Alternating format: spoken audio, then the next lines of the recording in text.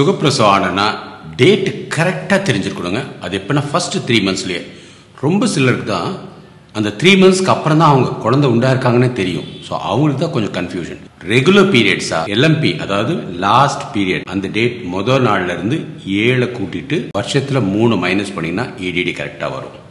இது டாக்டர்ஸ் பண்ணுவாங்க. நீங்க உங்க ஐடியாவுக்கு வச்சுக்கோங்க. நம்பர் 2 அந்த ஆப்ஸ்டெட்டிக் வீல் கார் இருக்கு இல்லையா, அதில் கரெக்டாக வச்சுன்னா அது கரெக்டாக அதுவே ஃபாலோ பண்ணிடும். நம்பர் 3 CRL அதாவது பேபியோட ஸ்கேன் ஒரு 9 வாரத்துக்குள்ள ஒரு ஸ்கேன் பண்ணுவாங்க கர்ப்பப்பையில் கரெக்டாக குழந்தை இருக்கான்னு. அதில் சிஆர்எல்னா கழுத்தும் இந்த பம்மும் அதுக்குள்ள டிஸ்டன்ஸ் கிரவுண்ட் ரம்ப் லென்த்னு சொல்லுவோம். அதை வச்சு கரெக்டாக மெஷர்மெண்ட் கொடுக்கும். அதுவும் உங்கள் பீரியட் ஆகி அந்த டேட்டும் கோயின்சைட் ஆச்சுன்னா அதுதாங்க பர்ஃபெக்ட். அந்த டேட்டை தான் நீங்கள் ஃபாலோ பண்ணணும்.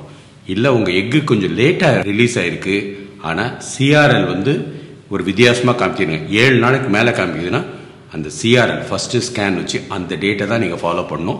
அதுதான் பர்ஃபெக்டாக இருக்கும். எக்கு 7 நாள் 8 நாள் இப்படி அப்படி வரும் வாய்ப்புகள் இருக்கும். பட் சிஆர்எல் பர்ஃபெக்டாக இருக்கும். 9 வாரம் தாண்டிட்டீங்களா பேபியோட ஃபெமரல் லென்த் இந்த எலும்பு இருக்கு இல்லையா, அந்த எலும்பை வச்சு கால்குலேட் பண்ணுவாங்க.